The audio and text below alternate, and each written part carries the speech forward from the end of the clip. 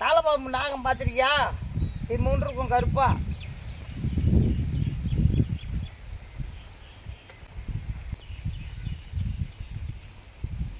அது என்ன பண்ணுன்னா மடல் இருக்குல்ல, மடல் என்ன மடல்? இந்த மடலா?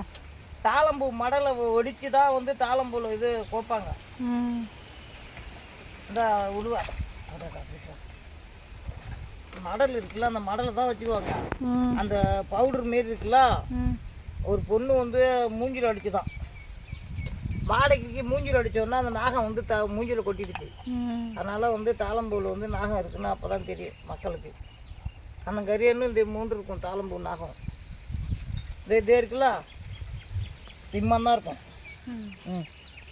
மூஞ்சில் அந்த பவுடர் வாடகை இருக்குது, நீ அடிக்கக்கூடாது. பவுடர் மாரி இருக்கும், அதை அடிக்கக்கூடாது.